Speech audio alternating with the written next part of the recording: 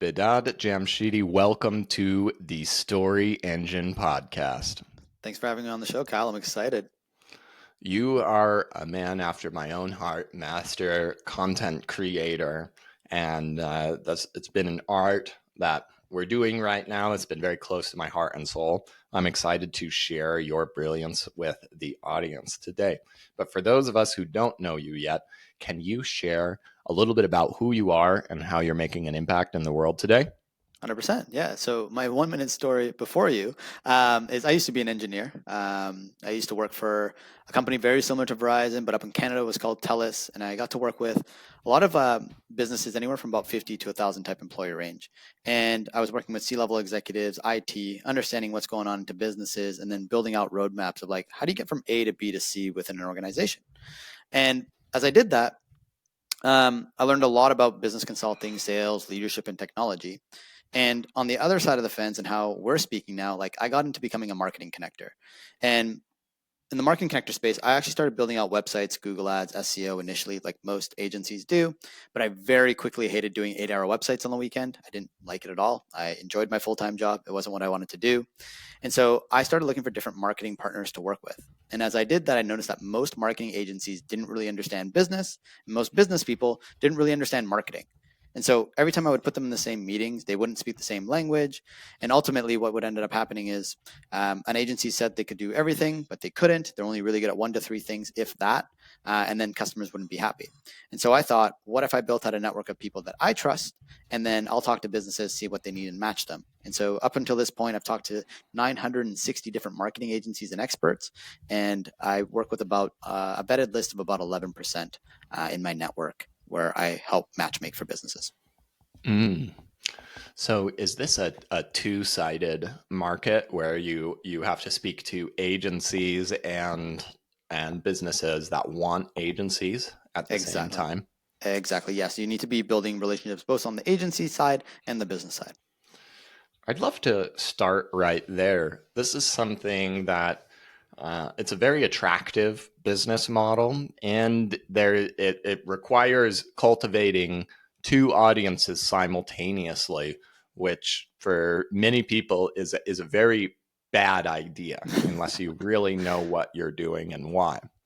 And I would love to just hear some of this process of how you served both of the needs of these clients simultaneously, and how you built a sustainable offer around that. Yeah, no, 100%. So I think on the business side and understanding the business aspect, a lot of my TELUS experience was kind of there because all we used to do, like I had 400 to 500 different B2B type customers. So my day in and day out was talking to the C-level executives, the IT, understanding like what matters in the business. And we were trained around that, right? Like I got conflict resolution training, I got mediation training, but then I got like training in like enterprise architecture. So just like fundamentally understanding how businesses should be built. So when I brought that into my business, like that was just a natural aspect of just speaking the business language. The other side of the world, on the marketing agency side, like that just kind of grew up over time. And so I would talk to one marketing agency, learn a little bit from them, and then talk to another, learn a bit about them. And over time, it just started understanding like, oh, I've talked to over, let's say at that point, like 200 to 300, they start falling into different types of buckets and you start noticing different types of patterns. And so it allows you to basically, without having to go through like super, super deep dives all the time with every single one, get a sense of like what kind of agents you're dealing with and if they're worth, going through the vetting process with. And also just like understanding their personalities and how they all match. Absolutely. In a slightly different tack, as somebody who has been represented as an agency and has worked as a business owner, and I can see a little bit into both of these worlds. I'm curious. One of the things I think many business owners, a problem that they have when working with agencies or speaking with agencies, is they simply see marketing as something that they need to get done, they need to get rid of. It's a series of tasks instead of something a deeper, more involved process, and they're trying to offload it as much as possible instead of really engage with it. Mm-hmm. And I'm curious how you strike that balance in your communities and with with the people that you work with to really create the something that everybody can be successful in. Because as somebody who's been a marketing consultant and coach, there's few things more frustrating than a client who pays you but takes zero responsibility for any of the outcomes that happen.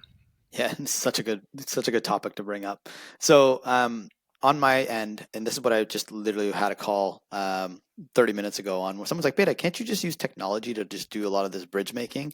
And my response to them was like, "No, I think there needs to be a massive human aspect to it, because when I work with different types of businesses, you have to set expectations up front, right? So if they're looking for a Google Ads partner or an SEO partner or whatever it is, there needs to be an understanding of what that actually takes from their side. So, for example, if you have a founder that doesn't have a lot of time and they're just trying to pass off their Google Ads, or they're just trying to pass off their SEO to someone and just run with it because I just paid them, that's not going to typically work out well, because those partners need your feedback within the organization to do things well. And so a lot of like this working well is by really setting the expectations up front properly with the business owners about what they're about to get into.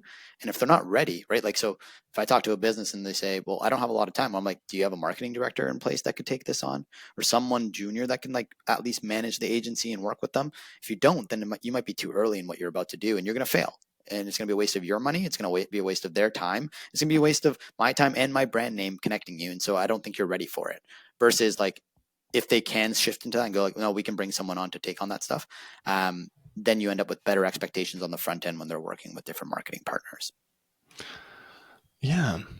And then as far as like setting up what the expectations are, or even what is marketing to you, and how they would see it and how it fits into things, because I think that the deadliest perspective for businesses, or just anybody listening to this who people want to learn how to get better at marketing through this, is just seeing marketing as a list of things to be done, Mm-hmm. rather than either as a service to the clients or a deeper process of understanding. And like you said, I find that many people try to outsource or distance themselves from these activities much too soon, which not only harms the marketing, but can really stifle a lot of other areas in the business, from product to team to development. Mm-hmm. So I think when it comes to like marketing, you have to think about it holistically. Like, it depends on what stage of business you're at. So if you're just starting out, a lot of people are just trying to figure out one channel, right? Like, let's say you're starting at zero, you're typically trying to figure out like one marketing channel to start to grow from. But once you start getting some product market fit, you get some speed behind you, momentum behind you moving forward, that's when like the different parts of marketing need to come together. It no longer becomes this like check mark list of like, okay, well, we'll run some Google ads, we'll do some SEO, we'll do a little bit of this. It's like, no, it's like, how does the overall thing come together? And that's like where you actually have to start using the right side of your brain, and where strategy starts coming into play, where you're like, these are all the different touch points that we're going to have with our customers. This is how our messaging is going to come across, our stories are going to come across, and so that it actually elicits certain emotions and thoughts when certain people are coming across, those pain points that you solve. A lot of people don't think of marketing as that holistic sense. They think about it in terms of just channels. And when this channel stops working, they just try to jump onto another channel to find a silver bullet. But they don't look at how do you bring all of these things together to create something that's unified, and that the messaging comes across really, really well. Yeah. Okay. So we've teased business owners enough, and it's time to turn it around, because you mentioned like a lot of agencies say they can do everything, but they don't really understand business, and they only can really do a few things. What are some of the biggest misconceptions from the agency side of things in terms of what they promise, or how they set expectations? That's a little bit misguided. Yeah. So, I mean, if they're not some of the top agencies that like have been in it for a while and have gone through, like a lot of the mistakes, and finally decided, okay, these are the types of customers we can help, and we won't really go outside of that. Before that scenario, there's a lot of times where like customers will go into an agency and go, well, what can you help us with? And if the agency only runs Google ads and SEO, what do you think they're going to offer? Google ads and SEO. There's not going to be anything outside of that. And they consider them like professionals in all aspects of marketing just because they know two channels, but they don't know all the other channels. And you see a lot of this come up where agency owners now are basically pretending to be fractional CMOs. And I'm like, are you truly a fractional CMO? Have you taken someone through like an entire branding, website refresh, messaging, or have you only just ran Google Ads, SEO, and email marketing, right? What about affiliate? All those other things. So a misconception for agencies a lot of times, like they think that their one or two channels can always help the customer, but there's only certain scenarios that it can help. The other aspect is on the agency side, you have a lot of times agency owners that became agency owners when they used to work for an agency. So it used to be the Google Ads guy in the agency, or they used to be the SEO guy in the agency, didn't like how the agency was running their sales process, promising things to customers. So they're like, all right, I'm going to go start my own agency and run it from ground up. So these agency owners typically are very technical, but they've never built an agency before. And so where that mismatch comes is like, okay, yeah, you were the technical guy and you were able to do the things you were able to do, but now that you're building a team, you can't be in the day-to-day doing it all the time. And so that's kind of like another like miss on the agency front as well. This seems like a major problem and weakness for agencies.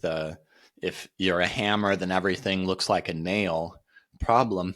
How can an agency owner give useful advice or manage a sales process if they only know a specific avenue and they're not aware of the other strategies out there?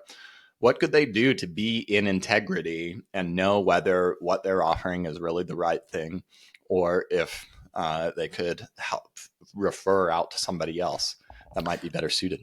Two ways to go about it. One is educating yourself, like looking at the other marketing channels, trying to understand those other marketing channels. Even if it's like week by week, you're just learning a little bit here and there. Like a lot of agency owners are in different communities as well, right? So ask questions in those communities from people that are experts in it and go, this is the certain scenario with my customer. This is what they're trying to do. Like, what could we do, right? Like everyone's going to raise their hand, right? Like if there's an email agency, they'll say, well, we can do this. And then if there's another messaging agency, they're going to say we can do this. But you can use those moments to just learn from those and like how would they approach those situations.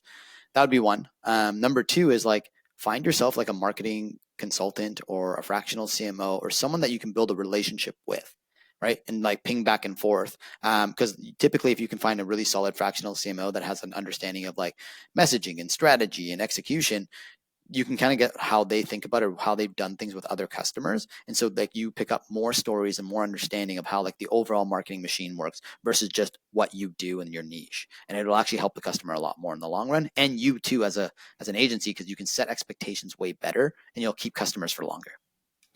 And you should be able to address objections better or speak with a little bit more confidence and authority with that level of awareness and service. And hopefully that would be something that business owners could really understand and relate to better. Yeah, you'd be better than like 97% of people that are on marketing sales calls probably. Because it's got to be frustrating. And I think about this in a lot of different areas. I was just working with somebody talking who's a health and wellness expert. And before she became a health and wellness expert, she was experiencing these symptoms. And there's everybody around saying, well, just eat broccoli. Oh, just celery juice. I'll just take this medication.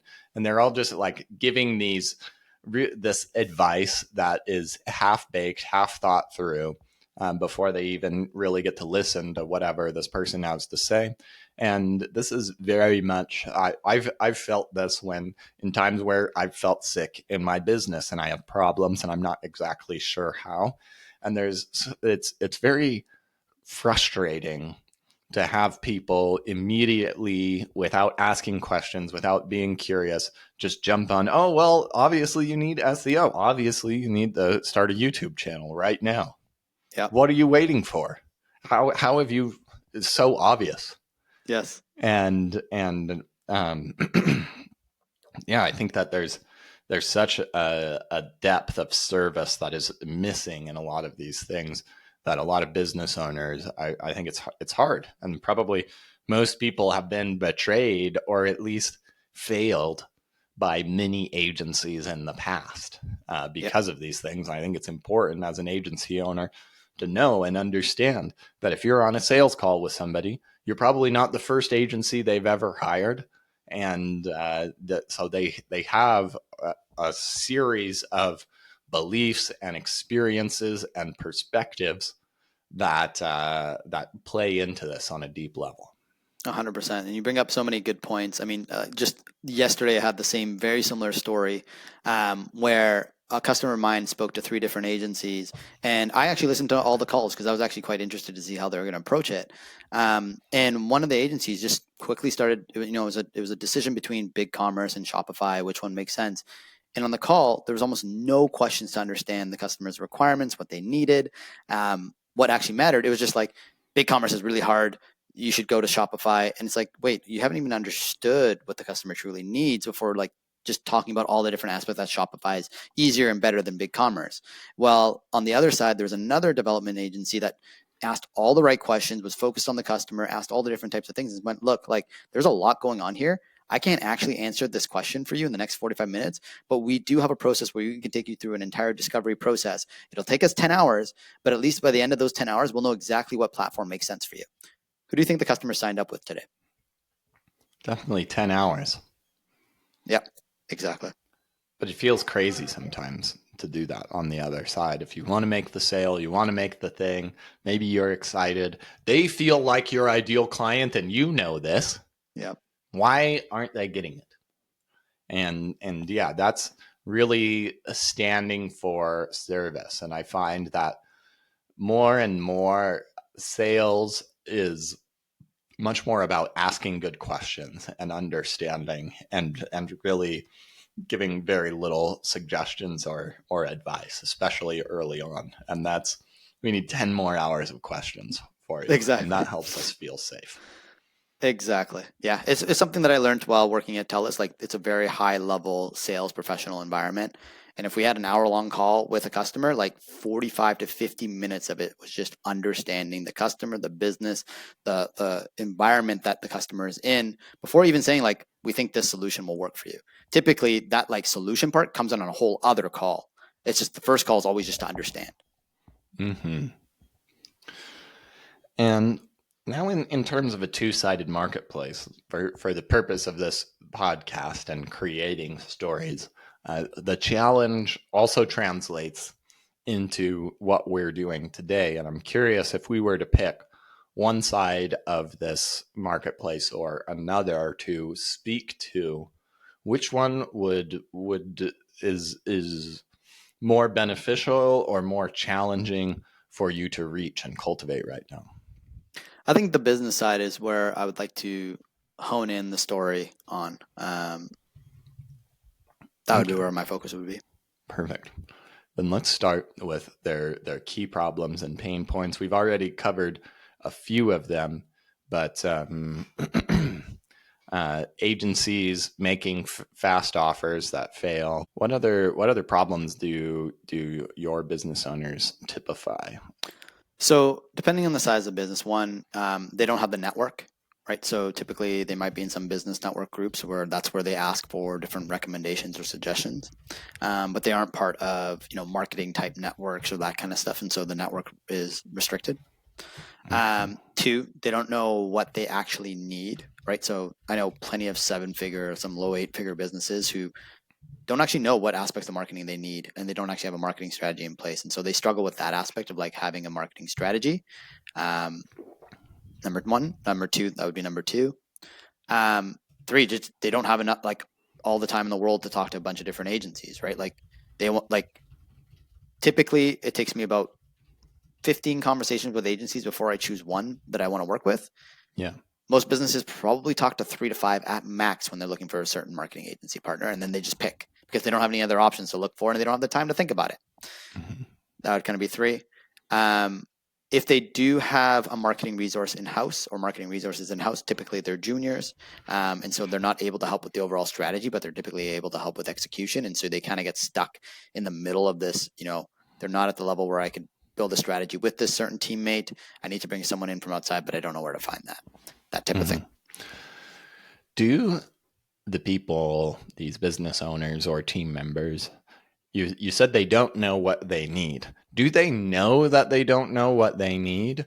Or if not, what would they say to one of their friends over a coffee, one of their BNI friends that aren't agency owners? How would they describe not knowing what they need as a problem? Well, it would probably be like, hey, Kyle, the thing I'm struggling with in my business is I'm not able to generate any leads online. It seems to be happening in conferences. We have referrals that come in, but we don't actually have like certain lead channels that work. And we're struggling with that. Some people say go do SEO. Some people say go do paid ads.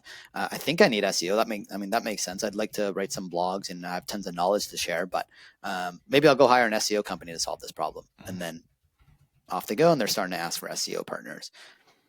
Mm-hmm.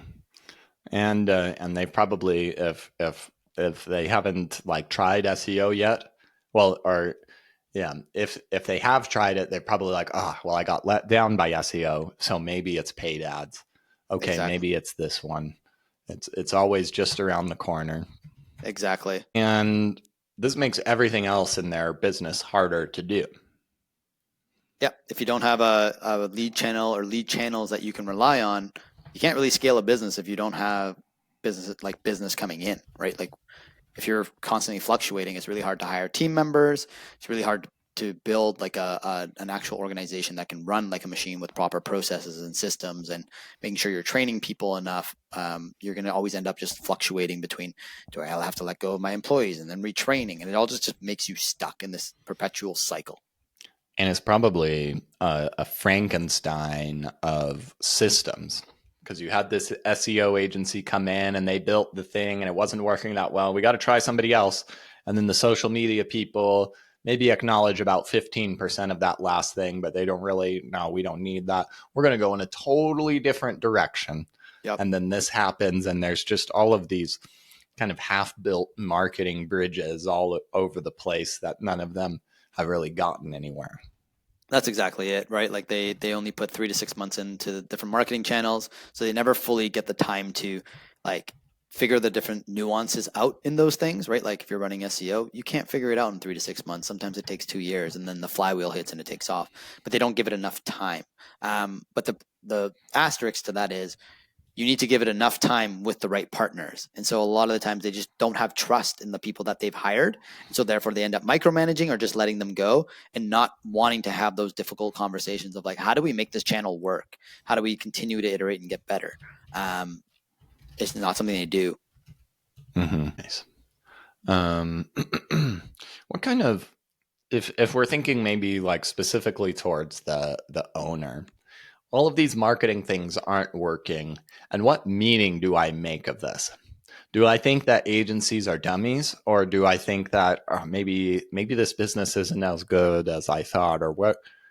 What story are they telling themselves about what's going on as this is happening? I think a lot of the times I don't like the agents we hired wasn't very good. They didn't do the things that they needed to do. Where I think in reality, a lot of it is like a mixture of both, where it's like, I didn't really understand what they were doing. I didn't really know what we were getting ourselves into when we were hiring for that specific marketing channel. I didn't know how much work it's going to take and how much money it was going to take to do what we needed to do. Mm-hmm. So a lot of the times I think it's a blaming on other people versus like self-reflecting and going, maybe I hired an agency that was too small for our business, or I hired an agency that's too big for our business and they ignored us. Like there's all of these factors, and it's not a business's fault because they don't know what they don't know. They don't know that there's multiple different levels of agencies and they all charge different and their values different and their processes are different and they work with different niches. It's a very complex ecosystem. And the other thing that they don't typically know is that marketing agencies are growing businesses too. So the same growing pains you're having as a business and the same things you're trying to figure out, a marketing agency is also having. And so there's two broken business, and I'm doing in quotations because every business is broken in some sense, but you have two broken businesses trying to match and help each other to support and grow at the same time. And that's extremely hard to do. Mm-hmm. Great. I think this is a good place to. This is a good foundation of the problem understanding. Now let's talk about some of the things that make your solution and how you do your work, which I believe is a lot around connection and a lot around vetting the right people and connecting the right people. How do we fit that all together to into something that's unique, that makes you stand out from your competitors? Yeah, I mean, I think the biggest thing is I come from an engineering background. I'm not someone that came from a marketing background. I came in from an engineering mindset. So my mind just works differently. It works in processes and systems. And how do I create the same outcome continuously, right? Like how do I enable something that actually works more often and keep improving on that? And so that's just the perfectionist nature in my engineering abilities. The other aspect that makes me different is that I've worked a professional job, I've worked at a high level company, and I've been trained in many different like tools. Like I've learned different tons of like storytelling courses that we ended up taking back in the day, conflict resolution, mediation training, leadership training, emotional intelligence training. Like there's a lot of money that that organization put into me to make me who I am today. And so I bring all of those skill sets when I'm working with different businesses and agencies and being that matchmaker in the middle. The other thing is, I don't think there's another person in the world, or maybe you could probably count them on one hand, that has talked to over 961 different marketing agencies and experts one on one. No one. Some people might have bigger databases than me. That's fine, but they haven't actually spoken to them, which means I have an understanding of the ecosystem that I don't think many people in the world have. So that puts me in a unique position to help businesses. Yeah. And so if we were to translate some of these problems into the successful outcomes that you create, the first, no network becomes the perfect person is always within reach. You know what you need and how to communicate that and how to get those needs met, which really means my days are so much less stressful. Probably go by, we can get through the days a lot faster and get what we actually want to have done instead of spending all of this time kind of struggling. 100%. And can finally scale and have a vision for the future that you can feel confident in achieving. 100%. Great. So from here, I'm going to read back some of these problems to you. And the first part of this game is you just to listen in and feel in your body where these words are landing and how they're impacting you. So there's no reliable, well, you have problems, but you don't really know what you need. Those that are offering advice don't really seem to be any wiser or more specialized than you in this, and there's no real recommendations. They're giving these half-baked ideas. You're able to get success. You know that there's a successful product, a successful business underneath all of this. But when trying to reach out online or make this channel, it's not going anywhere. And there's tons of half-built bridges that you have created to try and solve this problem over and over. But with each one of them, there's a little bit more doubt, a little bit more frustration, and you don't even know who to blame, whether it's yourself or everyone else in the world. And it makes everything else in business, in scaling, harder, which is more stressful, less healthy, and it's not really what anybody signed up for. And there's a long line, and just it seems like there's an army of agencies and experts all waving their hands, say, pick me, pick me, pick me. And if you were to actually start to look through all of these solutions and options and try to understand them, it would be your full-time job. How are you going to do that? Who can you trust?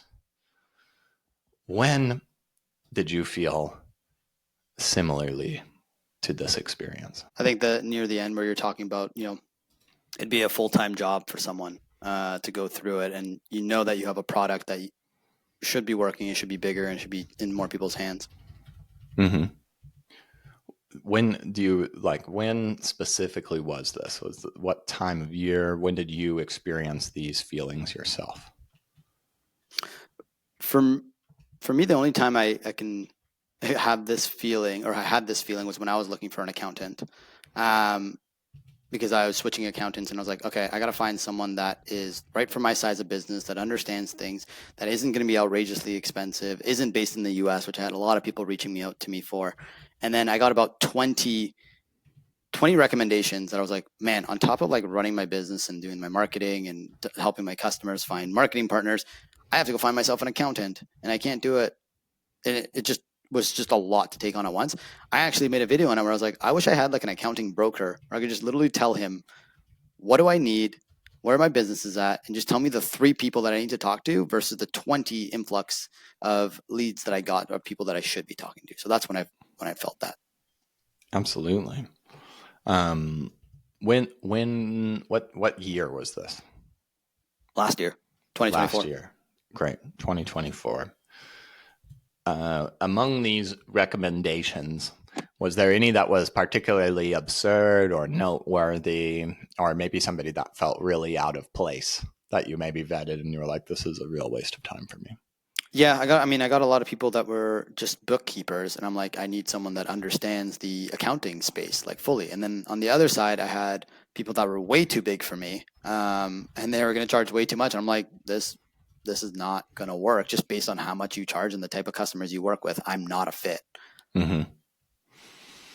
And so this is the time you're living in Denmark at this time, right? Yeah, I was in The Hague in the Netherlands. Mm-hmm. And I imagine you had an office there? Yes, we ran out of the office there. Tell me what your office looked like.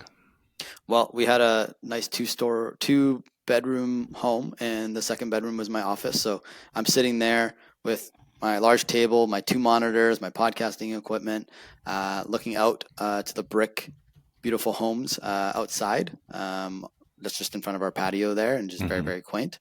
And just I remember getting up, going for a walk, and just as on the walk being like, man, this is brutal. I have to find this accountant. I have all these messages going on at once. It's a lot. So I just started walking by the canal just to kind of like de-stress, let the mind relax before I had to go take on this challenge. Nice. Was there a time, as far as when you've found your accountant, or maybe this doesn't necessarily have to reflect, but was there also a time where you got just the right person who understood you and was able to meet and serve you, and because of that, you were freed up to not worry about this part of things, but move on to better areas of your business? Yeah, luckily this is the perfect story for that because it did have a happy ending. So yeah, when I hired them, I knew that my last accountant wasn't at the level that I needed him to be at. And so the new accountant came in, and it did take 3 or 4 months to like go back and just like clean everything up, which is what I wanted. Like ultimately for me as a business owner and an engineer, the numbers matter. I want to know my numbers, and I want to be able to get into them without having to ask someone for it. And so they came in. I knew it was going to take a while, so I came in with the right expectations. But 2, they also like really set expectations with me of like, hey, this is how long this is going to take. It's going to take some work between you and I to get all this stuff sorted out. It took about 4 months. We even moved software platforms on the accounting front, and now it just runs like a well-oiled machine. Just last month, they passed me off to their second level of account managers because everything was just kind of like humming. And now we're just doing our bookkeeping and monthly or yearly accounting. And they're very responsive whenever I email. It's typically within a day. And they've done a great job so far. And I have multiple points of contact. Before we got onto this recording, you mentioned that the last little while you were living in a semi-retired state. Give me one of the most delightful moments that came from this. For me, the more I can delegate and offload things and build systems and processes around, it allows me to travel more. And so last year I traveled to 25 different cities, many of them being European cities just because I lived in Europe. And some of the best moments is just being able to take 4 or 5 days off, and whether you're visiting Scotland or Ireland or you're in Portugal for 10 days with your wife and just doing like some work and some play. Just those moments of just being able to like breathe and just enjoy being in a moment without having to worry about everything. Do any specific ones stand out to you? It doesn't necessarily have to be the best, but it has to be a specific one. Yeah, I mean, the most recent moment would be just sitting. We were in Lisbon, Portugal, and we went across the bridge to the other side, and there's this beautiful beach, and on the beach there's a restaurant, and you can get like fresh seafood and fish and things like that. And so we were just like walking. We're like, let's go grab some food and some lunch and just relax here, and just sitting on that deck with literally freshest fish you could find with really really good food. I love food. I'm a massive foodie.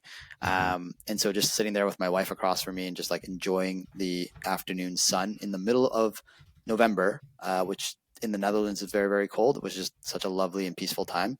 And getting to build that memory with my wife is awesome. Phenomenal. Would you like to hear your story? I would like to hear my story, yes. I can remember looking out above my screens and monitors to the brick homes that line The Hague in my office. I had a business that had a great product, great offers. We were scaling and growing. And the thing about growing is oftentimes you need to bring on more help to support you. And my accountant that I was working with at the time simply wasn't up to the task. And now I'm here in my office wishing that I had a broker, wishing that I had an answer, because I'm sitting here trying to figure out and sort through 20 different recommendations that have come from many different people, many different businesses, many different ideas. I know that many of them are way too big for what I'm doing, and many of them are way too small. And some of them might be just the right size, but they don't use any of the tools or systems and have never worked with anyone like me. But it seems like everyone I try to vet and talk to pretends or acts or truly believes that they really are the best one. But this is brutal because I've got a ton of other things that I need to be doing, scaling my business, growing. And I don't really know enough about any of these things, nor do I want to, which is why I'm hiring somebody in the first place. And I sigh and say to myself, this is brutal. And I start walking by the canal, starting to think to myself, am I really going to be able to grow this business the way that I want? Am I going to be able to achieve what I want? Is this just going to be another person that I'm going to have to micromanage all of the time to make sure they're doing the right things? How am I going to enjoy or be a part of the rest of my life if something like this is happening? And it was on one of these moments that I really started to appreciate once again all of the work that I do, because I really wanted somebody who could understand not just my particular needs, but the full marketplace of offers and understand the complexity and the many factors that go into who would really make a good fit. You know, with my engineering background, it wasn't just about people. It was about the right systems, the right processes, and a way to create outcomes consistently. And having a deep research and understanding of the agency ecosystem to help me find the right fit. And this one scenario was just one of the examples of the many years and challenges and costly and painful mistakes that I have built into understanding what it takes to really match the right team and the right skill set with the right businesses to allow both to thrive and grow. And it's what I've been dedicating my life to. And gratefully, on this particular adventure for me, I was able to find my way through with this system and find the right accountant. They weren't a perfect fit immediately at first, but after a few months, they set the right expectations. They were respectful of what I was doing and where I was going, and really worked for me to pass things off and create freedom in my business. And with just a few months in, I started experiencing more freedom in my business and in my work, and was able to travel more and experience what I called a semi-retired lifestyle. And I can remember taking 4 or 5 days off in Lisbon, not having to worry about my accounting or numbers. And because I knew that that area was taken care of, I was able to manage everywhere else in my business so that I could actually step away and enjoy the rest of my life, something that I know many business owners have a hard time doing. I can remember sitting in Lisbon in the middle of November, where back in Denmark was cold and freezing, taking in the warm sun and sitting on the beach and getting a plate of fresh fish, food, and wine, sitting across from my wife and enjoying the warmth of the afternoon sun. And as I took this sip of wine, I realized that this is exactly what I'm here for. And this is exactly what I create for others and why. It's not just about all of the right KPIs and systems, but it's about connecting the right people, the right systems, and the right tools so that everybody can do what they do best and create the freedom, the vision, and the scale to enjoy the rest of their life. And that's what I'm here to talk to you about today. I love it, man. That's very cool. Thank you. That's an awesome skill set that you have. Thank you. This is my own hammer and nail perspective. But yeah, this is an interesting one, reflecting for me as you have developed this process long before this story occurs.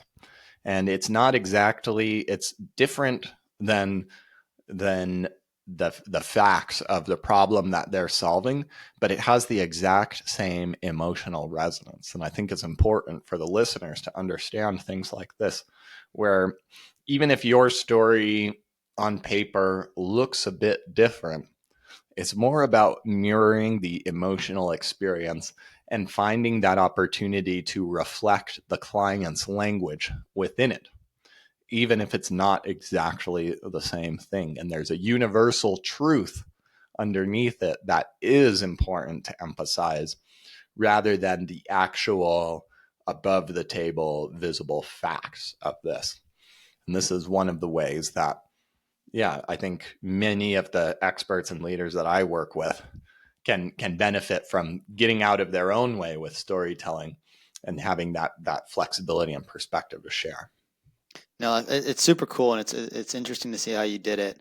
The biggest reflection for me was when you asked the question around when have you felt this, and it's like, oh, I definitely have felt this. And so as you kind of explained, I'm like, that's exactly the scenario. Like that's why I would want someone like a marketing broker, or an accounting broker, or whatever there is, to just like simplify life.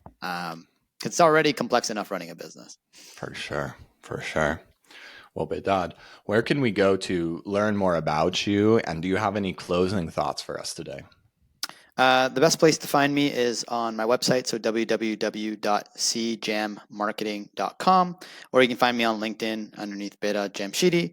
And the closing thoughts is just, I really like the model that you built and your ability to storytell.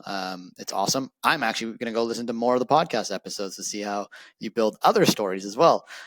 So thank you for sharing your skill set with me. Behdad, thank you so much for joining us today on the Story Engine podcast. It's my honor to serve you. Thank you for having me.